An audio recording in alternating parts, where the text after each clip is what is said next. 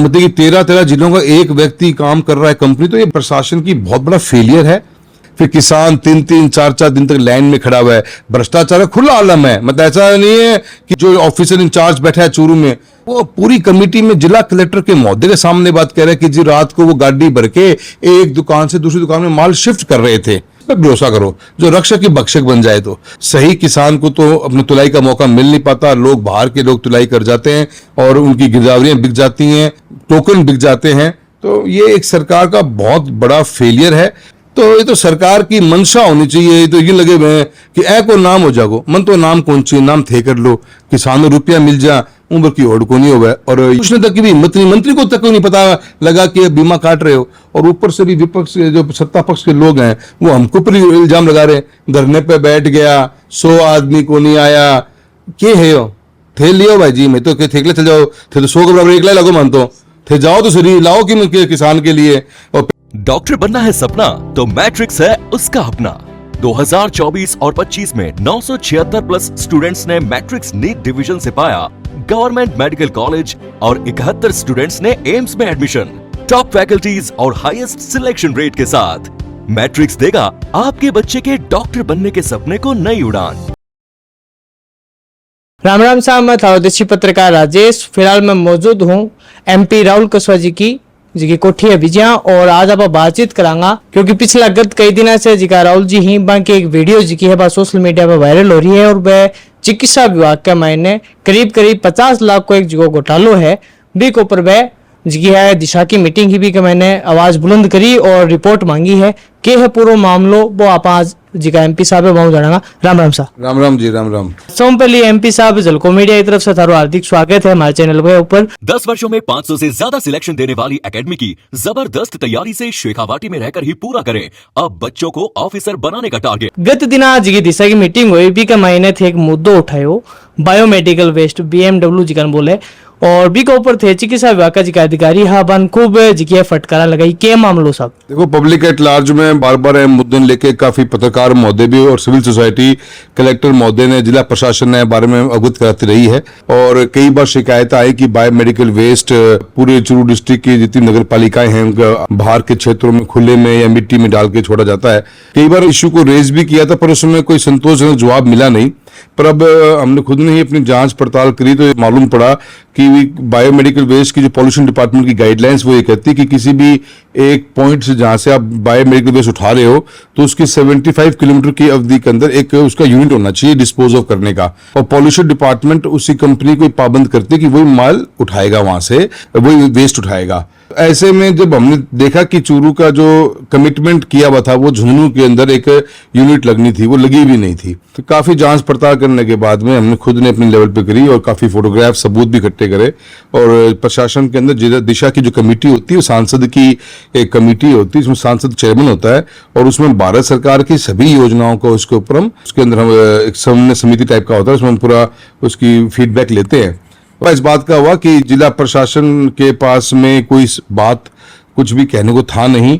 एक कंपनी जो 50 लाख रुपए आके सालाना उठा ले जाती है आपसे ट्रांसपोर्टेशन के नाम के ऊपर, उसको हमने कहीं पे भी डिपार्टमेंट ने कभी भी क्रॉस चेक नहीं किया कि यह मटेरियल डिस्पोज ऑफ हुआ कि नहीं हुआ। कभी इसको पेनलाइज नहीं किया कि भी आपका बायोमेडिकल वेस्ट चूरू के अंदर, तारानगर में, सदा शहर में, सुजानगढ़ तक में भी और राजगढ़ में कई शिकायतें आई हैं कि बाहर पड़ा हुआ है और डिपार्टमेंट उसको हर साल 50 लाख की पेमेंट देता रहा। और जब और डीप डिगिंग करनी पड़ी तो मालूम पड़ा कि कंपनी का प्रोजेक्ट प्लांट सिर्फ एक ही लगा हुआ है, जयपुर में लगा हुआ है और उसने राजस्थान के 13 जिलों से ये कॉन्ट्रैक्ट कर रखा है। और कॉन्ट्रैक्ट करने के बाद में ये गवर्नमेंट का स्ट्रक्चर है, गवर्नमेंट के हॉस्पिटल्स हैं, प्राइवेट इंस्टीट्यूट्स नहीं, बहुतों ने भी इसके साथ में टाई अप कर रखा है। ऐसे के अंदर क्वेश्चन ही उठता है कि इतनी जो बीमारियां और क्योंकि बायोमेडिकल वेस्ट के बहुत स्ट्रिक्ट गाइडलाइंस हैं और काफी एक NGO भी मुझसे दिल्ली में आके मिला था जिन्होंने, जो भी हमारे रैग पिकर होते हैं जो कचरा उठाते हैं वो ऐसी जगहों पे जाते हैं, उनमें कौन कौन सी बीमारियां आती हैं उसमें भी बायोमेडिकल वेस्ट का बहुत बड़ा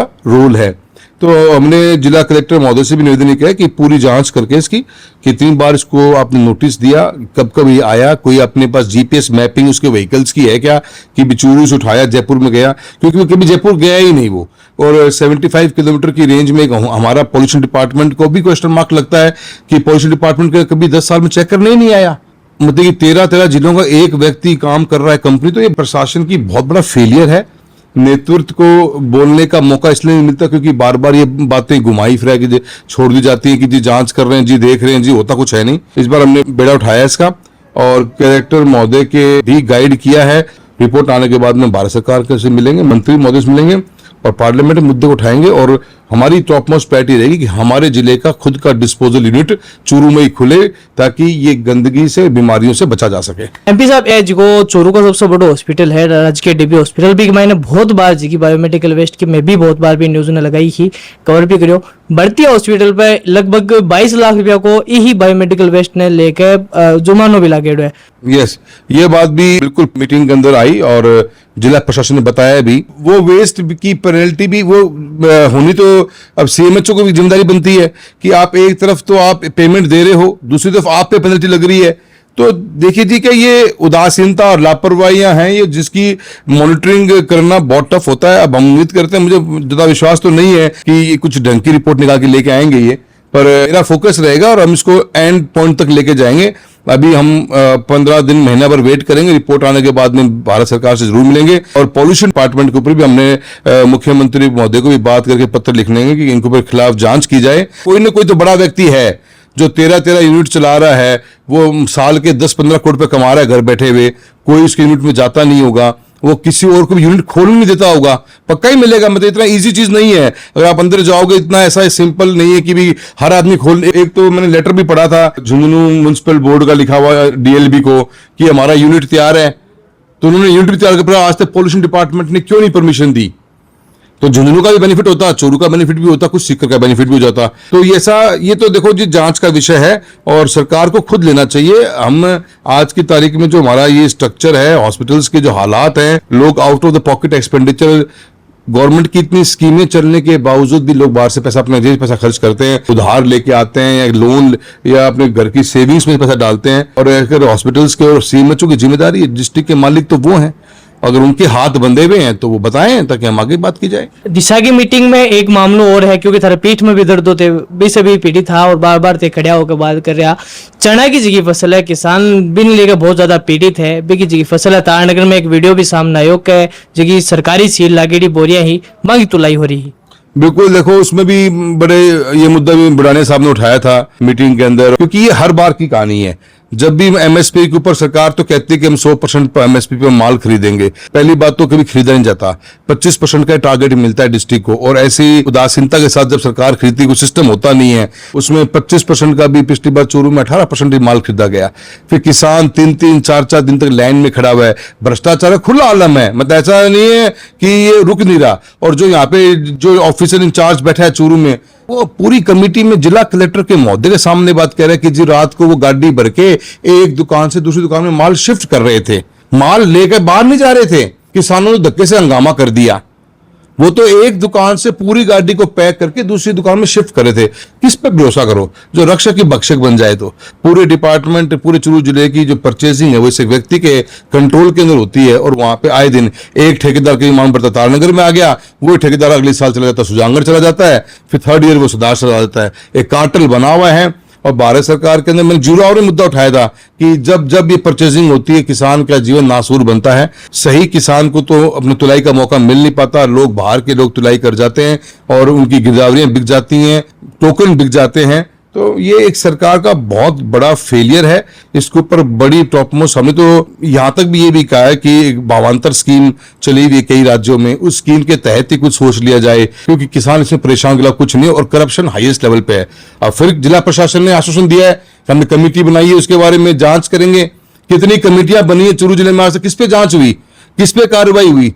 हर जगह हर तुलाई के समय पे करप्शन पीक पे होता है और वही ठेकेदार है, अधिकारियों की मिली भगत के साथ में किसान को लूटने का काम किया जा रहा है। पिछले कई दिन से जहाँ देखो मैं कि थे ब्रडवा बाईपास से पिलानी जो भी नयो ओवरब्रिज थे बनवायो हो भी को जी 4 लाइन को काम थे करवाए, लेकिन बठे के एक 4 लाइन बन जाओगी भी तो पहली भी हमारे एक जो पॉइंट है वो ब्लैक पॉइंट बन गया है। बठे जगह बड़ा साधन है, मुन्ना बड़ी दिक्कत हो रही है। देखो हमारे 2 पॉइंट है, भारत सरकार का राष्ट्रीय राजमार्ग है और NHAI 2 डिपार्टमेंट चल रहे हैं हाईवेज का ही, उसमें अपन है बहुत बेहतरीन काम इन बीते 10 सालों में कराए हैं। मैं एक स्टैंडिंग कमेटी को मेंबर भी हूँ, ट्रांसपोर्ट ने अच्छी तरह समझा भी है और हाईवे की बड़ा पैशन भी है। अब ये रडवा से लेकर पिलानी फाटक, फाटक से सांकुर उड़ते हुए ये NH 709 था, पर अब जैसे कि रडवा से हमारा बाईपास बन चुका है तो ये बचा हुआ जो पार्ट है अब ये PWD को हैंडओवर करना है। हैंडओवर करने से पहले NHAI उस रोड को बना के देती है। PWD जो मिनिस्ट्री ऑफ रोड ट्रांसपोर्ट है वो रोड को नया बना के PWD को हैंडओवर करता है। हमें पता लगा कि भी ये हैंडओवर करने वाले हैं तो हमने गवर्नमेंट की स्कीमों का पता किया, मंत्री अधिकारियों से मिले और अधिकारियों को यहाँ पे विजिट भी करवाई। और उसको विजिट के अंदर एक प्रावधान था कि अगर सिटी का पार्ट ज्यादा होता है तो उसको अपन 4 लेनिंग भी कर सकते हैं। तो ये 3.5 किलोमीटर की 18 करोड़ रुपए की रोड सैंक्शन हो गई है। दोनों तरफ ड्रेनेज बनाएंगे और जो अभी एग्जिस्टिंग पुल के पास में रोड है 3 मीटर की, फिर एक ड्रेनेज है, फिर कच्चा इलाका है। हमने उसकी भी बात करी कि उस ड्रेनेज को तुड़वा के हम दीवार के साथ बनवाएंगे ताकि तो रोड चौड़ी हो जाए। और ये बात आपने सही की कि गाड़ियों मुड़ने में बहुत दिक्कत आती है क्योंकि वहां पे यू टर्न की व्यवस्था है नहीं, पर जब 4 लेन बन जाएगा तो काफी आराम मिलेगा। जो सिटी से गाड़ियां आएंगी वो आगे 4 लेन से यू टर्न लेके वापिस से फिर अंदर जाएंगी। और साथ ही साथ में जहाँ पे पुल खत्म होता है और ये मोता जो वाटिका है उसके पास में कच्चा सड़क रास्ता है तो उस रास्ते को भी हम बनाने की बात कर रहे हैं। मैंने जिला कलेक्टर महोदय से बात करी है तो उस रास्ते से बना के हम डायरेक्ट बहल की तरफ रोड को कनेक्ट कर देंगे तो अच्छा हो जाएगा। और साथ ही साथ में भी हमारा फाइनल स्टेज के ऊपर है राजगढ़ का बाईपास जो रडवा से लेकर बहल रोड होते हुए हिसार रोड तक टच करेगा तो राजगढ़ शहर की कंप्लीट रिंग रोड बन जाएगी। साथ ही साथ हम चूरू की रिंग रोड की प्रस्ताव कर रहे हैं कि टेंडर लगा, कैंसिल हो गया, बहुत सी राजनीतियां इसमें हुई हैं, पर फाइनली एक एग्जिस्टिंग ठेकेदार को ही कॉन्ट्रैक्ट दे दिया गया है, वो DPR बना लेगा। उम्मीद करते हैं आने वाले समय में चूरू को भी हम एक रिंग रोड दे देंगे। मेरे लोकसभा क्षेत्र में चूरू और सादुलपुर 2 में ही राष्ट्रीय राजमार्ग की लाइन निकलती है तो दोनों को हम रिंग रोड देने का काम सोच रखा है। रिंग रोड से एक प्रश्न ध्यान में आयो के पिछला कई दिन जिको में आरोप प्रत्यारोप चाल्यो बे कयो मैं रिंग रोड ले आ थे कयो मैं रिंग रोड ले आ और अगर से जिको आरोपी है जिको जयपुर रोड से कनेक्ट करनो एलिवेटेड रोड को बिको पर भी कई दिन आरोप प्रत्यारोप चाल्या। देखो जी, काम करना तो चाहिए ही चाहिए, जिसकी सरकार वो ज्यादा काम करे। और जब तक हमारा चूरू डिस्ट्रिक्ट ऐसा डिस्ट्रिक्ट है जिसके अंदर कोई इंडस्ट्री हमारे पास में नहीं है, न हमारे पास टूरिज्म है, न हमारे पास माइंस हैं, और जिसके अंदर राजस्थान की पूरी आर्थिक इकोनॉमिक है वो इन चीजों टिकी हुई है। अब मैं एक सांसद हूं तो मैं मेरा जिम्मा काम करूंगा, वो एक सिटिंग सरकार के हारे हुए मंत्री हैं या हारे हुए MLA हैं तब भी काम कर सकते हैं। काम का तो कंपटीशन होना चाहिए, कौन कर रहा है कौन नहीं कर रहा। अब मेरे काम करने पे चूरू के अंदर जो हमने रिंग रोड हनुमानगढ़ के अंदर नितिन गडकरी जी जब मीटिंग में आए थे उस समय मैं सांसद था पिछले टर्म में और मैं बीजेपी में ही था, तभी उनकी घोषणा करी हुई है कि राजगढ़ का रिंग रोड बनेगा, बाईपास बनेगा और चूरू की रिंग रोड बनेगी। फिर उसको स्टेट गवर्नमेंट से चेंज कराने वाले इन्हीं लोगों ने चेंज करवाया, फिर उसकी DPR के अंदर फिर प्रॉब्लम खड़ी करी। हमारा कोई मकसद नहीं है, हमारा मकसद ये काम होना चाहिए, सब लोग करो, ऑपोजिशन करे, हम भी भागें, हम भागेंगे तो पक्ष के ऊपर तो और जो प्रेशर पड़ेगा और हेल्दी कंपटीशन होगा तो फायदा मेरे चूरू डिस्ट्रिक्ट के आम जन का ही होगा। आज जो हमारा ये एलिवेटेड रोड बन रहा है अपना चूरू के अंदर, इसकी ड्राइंग का इतना बड़ा फेलियर था, अगर हम नहीं बोलते तो आज तो चूरू की जनता कुछ बोल नहीं पाती। आम आदमी अपने व्यवसाय में, काम धंधे में, नौकरी में इतना व्यस्त होता है कि इन चीजों पर नहीं बोल पाता। हम जागरूक रहे, हमने गवर्नमेंट को भी जगाया, सरकार भी जागी है, मुख्यमंत्री ने मानी इस बात को और बजट में घोषणा के लिए धन्यवाद दिया। हमें तो कोई शर्म भी नहीं आई, हमने दिया कुमारी जी का, भजन लाल जी दोनों का धन्यवाद दिया कि धन्यवाद है आपका। अब 27 करोड़ में पुराने वाले पुल को तो ठीक कर रहे हो तो 40 करोड़ में तो नया बन जाएगा और 4 लेन बन जाएगा, अभी 2 लेन ही है। तो चूरू जिले के लिए इंफ्रास्ट्रक्चर का कोई बड़ा प्रोजेक्ट होता है वो 50 साल की प्लानिंग के लिए होना चाहिए, उसमें राजनीति होने की रिक्वायरमेंट नहीं। मैं कोशिश कर रहा हूं, मैं दिल्ली गया हूं, हमारे सरकार के मंत्री नितिन गडकरी जी हैं, उससे मिलूं नहीं बोलूं, बिल्कुल याद नहीं दिलाऊं तो क्या करूं, फिर वहां जाके बैठ जाऊं तो मेरा काम है, मैं तो बोलूंगा। और मिलना चाहिए मुझे, मेरे तो और भी मिलना चाहिए। लाइन ट्रेन चलनी चाहिए, 32 ट्रेनें चली 10 सालों के पीरियड में, आज 2-2.5 साल हो गए एक ट्रेन चली है। अब हमने उम्मीद करते हैं हमारा राजगढ़ से चूरू और चूरू से रतनगढ़ का 4 डबलिंग का काम लगभग पूरा होने वाला है, CRS होने वाली है, 3-4 दिन में ट्रेनें चल पड़ेंगी। चलते ही हमारे पास ट्रैक खाली होगा, हम नई ट्रेन चलाने में कामयाब होंगे। अब नई ट्रेन चलेंगी तो बीजेपी के जो भी बैठे हैं वो भी जाके बात कर ले, भाई कौन मना कर रहा है, मेरे पीछे क्यों। इसे ट्रेन से मेरे याद आयो कि काफी टाइम से तारनगर, सरदारसर और राजगढ़ की जिकी है एक ऊपर बहुत सारी लंबी चर्चा हुई, लेकिन जो सर्वे हुआ है वो फेल हो जावे, तो इके लिए कितना प्रयास करी जा रहा है? देखो जी, मैं तो एमपी बनने के बाद में 7-8 सर्वे करा चुके हैं, हाँ, अलग अलग। पर भारत सरकार को मैं पार्लियामेंट की स्पीच में भी बात बोलिया कि थाना नजरियो बदलना पड़ेगा। थे जो सर्वे कराओ उसमें कमर्शियल वैबिलिटी देखो कि अगर आप ट्रेन चलाऊंगा, ट्रैक बिछाऊंगा, जमीन अधिग्रहण करांगा, इतना खर्चो लगेगा तो इतना पैसेंजर मिल जाएगा, कौन मिले पैसेंजर, क्योंकि मार्केट माल भाड़ों को नहीं। तो सरकार ने मैं यह भी कही है कि भी आप इसने और कोई स्कीम में सोशल रेस्पॉन्सिबिलिटी के रूप में आप इसने एग्जीक्यूट करो, क्योंकि हमारा तारानगर है आज तक कनेक्ट को नहीं हो पाया। हमारा नोखा बिद्दा सर्कल इलाके जो नोखा सीकर की हमें ट्रैक की बात करा वो हमारे इलाकों से जुड़ कौन पाए हो। सरदार शहर से माना आगे भी ट्रेन भेजनी है, 50 साल ट्रेन सरदार शहर रुके खड़ी हो जाए है। तो ये चीज़ें हैं पर इस सरकारी पॉइंट पे है। अब मैं राजगढ़ तारानगर सरदार शहर गजसिंहपुर को एक ट्रैक बनाऊं, मन रुपया 7-8 हजार करोड़ चाहिए। इतने पैसों के एमपी तो कौन ला सकता है, सरकारी फंडिंग करनी पड़ेगी। तो सरकार ने खुद ने सोचना पड़ेगा। और इतना बड़ो 12 साल से सरकार ने जनता को आशीर्वाद मिल रही है बार बार, और 47 तक विकसित भारत बना भी रहे हैं। तो हमारा तो यही मानना है कि जो तहसीलें हेडक्वार्टर्स बच गए हैं उनको तो रेलवे लाइन से जोड़ना चाहिए। किस रूप में जोड़ो, अलग अलग सर्वे करवा लिए, सरदार शहर से नौहर का भी सर्वे करवा लिया, सरदार शहर गजसिंहपुर का भी करा लिया, चूरू तारानगर नौहर, चूरू तारानगर भादरा, फिर आगे अपना अग्रोहा मोड़ तक रोड ट्रैक चला जाए। मल्टीपल सर्वे हुए हैं। सरदार शहर रतनगढ़ फतेहपुर का भी हो गया। हमने खाटू रिंगस खाटू सालासर मुकाम और करनी माता मंदिर तक का भी सर्वे करवा लिया के लिए प्रस्ताव दे रखे। तो कोशिश तो हमारी पूरी है, पर ये आवाज उठाने तक ही सीमित है। इसमें सरकार की नीति को बदलने का काम सरकार के को मंत्री को ही सोचना है, सरकार को ही सोचना पड़ेगा। एमपी साहब, एक आखिरी सवाल थे। बहुत सारा आरोप लगाया है जिका किसानों ने लेकर भी थे, कहो के जिका अधिकारी है भाई मिली भगत का कारण आज किसान जो है वो लच्चा हालत में है। आगे क्या रणनीति रहेगी, जिकी रिपोर्ट कमेटी की रिपोर्ट होगी, बाद में आगे क्या रणनीति रहेगी? देखिए, हमने तो 2021 के बीमे के मुद्दे को लेकर भी ट्रैक्टर मार्च की थी। विश्वास ही करता आदमी। राजस्थान के मंत्री महोदय से मुलाकात हुई, रात को 12 बजे तक मीटिंग करी हमने। उसमें भी भारतीय जनता पार्टी के कुछ नेतृत्व जो हैं जिनको जनता का आशीर्वाद नहीं मिला, उन्होंने क्या तो नॉनसेंस बातें मीडिया को आगे बोली हैं। 100 आदमी लेके चले गए, क्या हुआ, मिला क्या? तो अगर आप इस कंपटीशन में लगे हो कि मिले नहीं, कि इस कंपटीशन में हो कि हम भी लेके आए, तो कंपटीशन में देखो क्या कर रहे हो मेरे साथ में। मैं तो हम कम से कम बोल तो रहे हैं, उस सब्जेक्ट को समझ तो रहे हैं। आपके पास तो बोलने को भी नहीं है, आप जानते भी नहीं सब्जेक्ट है क्या ये। अब मंत्री महोदय ने आशीर्वाद दिया, हमारी बात सुनी, हम सब गए, हमारे को इतना तय दिल से हमारे बुढ़ाने साहब थे सीनियर लीडरों की पूरा मान सम्मान दिया।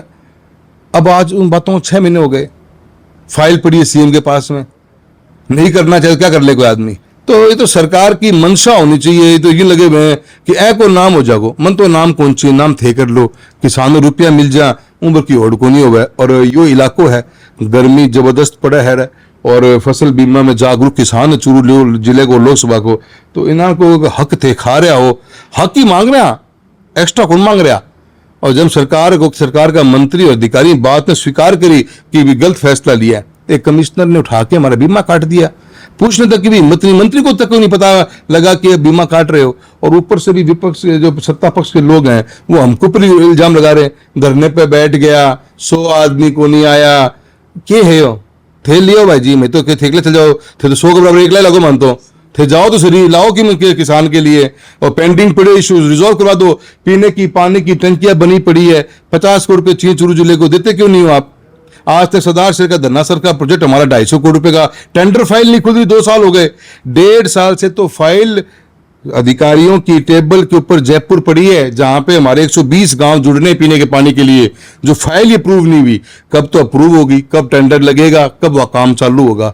आज हर गांव के अंदर पीने के पानी की जबरदस्त किल्लत हो रखी है। तो आप बोल लो, इतने बड़े बड़े समझदार लोग बैठे हैं, इतना बड़ा एक्सपीरियंस बैठा है, तो बोल लो जाए सरकार से पैसे लिया हो। राजगढ़ में तो 11 करोड़ रुपये चाहिए, टंकी जुड़ जाएंगी, 40 करोड़ दोगे तो सारे गांव जुड़ जाएंगे, कंप्लीट हो जाएगा काम। यही हालत रतनगढ़ में है, 22 करोड़ रुपये चाहिए, सुजानगढ़ रतनगढ़ की टंकियां जुड़ जाएं और पीने का पानी मिल जाए।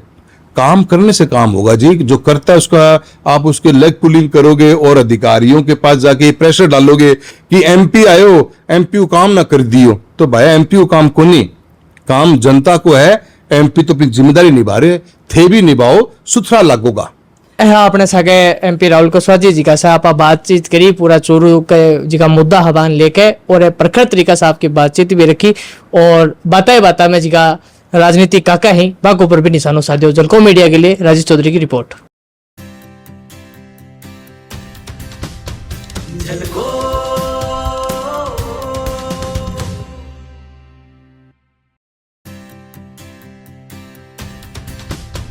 झलको